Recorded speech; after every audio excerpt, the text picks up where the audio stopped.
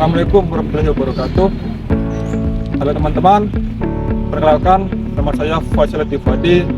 Saya merupakan mahasiswa aktif program studi Pendidikan Bahasa dan Sastra Indonesia Universitas Trunojoyo Madura.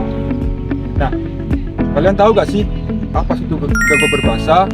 Atau kalian sering mengalami kesulitan dalam berbicara ataupun berkomunikasi dengan orang lain? Nah, biasanya situ disebut dengan faktor gangguan berbahasa. Di sini kita juga akan membahas macam-macam gangguan berbahasa dan macam-macam penyakit dalam gangguan berbahasa. Maka dari itu, simak video ini sampai selesai. Oke. Nah, yang pertama ada pengertian. Pengertian tentang gangguan berbahasa. Gangguan berbahasa itu merupakan gangguan komunikasi dalam seseorang dalam memahami berbicara ataupun memahami suatu bahasa.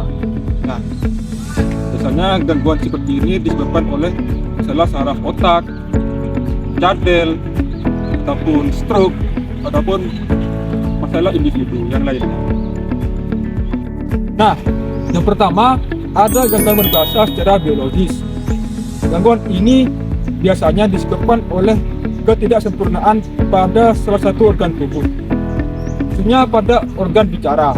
Contohnya pada orang yang menderita tunarungu, orang yang menderita stroke.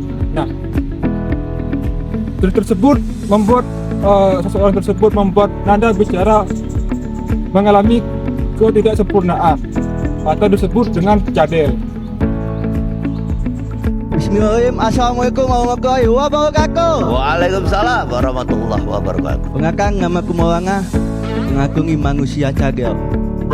Manusia cagel liganya pendek kayak cagak miung. Di lingkungan aku, kakaknya aku orang yang gila. Karena aku punya impian. Apa salahnya ya kan? Aku punya impian pengen jadi penyanyi. Oh. Sebas gua bersama Jugika lah. Nah, dan nomor dua ada gangguan berbahasa secara linguistik. Biasanya gangguan berbahasa ini dikaitkan oleh ketidakpahaman dengan bahasa itu sendiri. Contohnya kefasihan dalam berbicara atau gagap, kemudian kefasihan dalam membaca dan menulis yang biasanya disebut dengan aleksia. Nah, yang ketiga ada gangguan berbahasa secara kognitif. Nah, biasanya gangguan berbahasa secara kognitif ini berhubungan dengan fungsi otak atau berpikir otak manusia. Nah, di sini saya akan menyebut 3 contoh saja.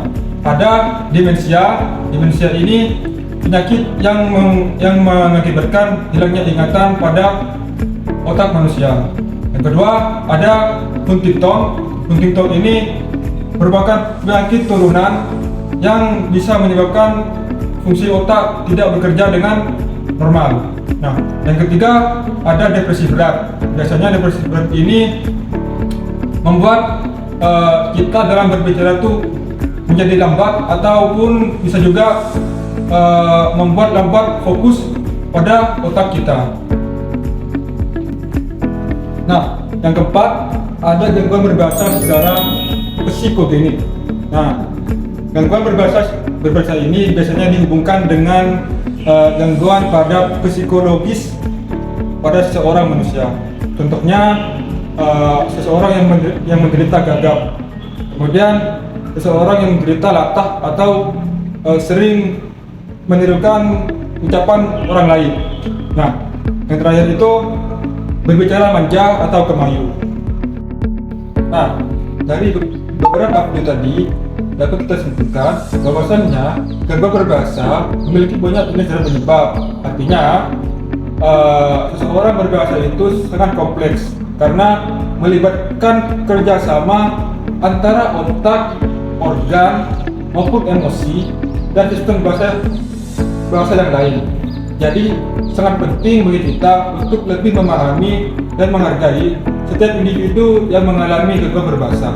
Sekian video dari saya, semoga bermanfaat. Selamat jumpa video yang berikutnya.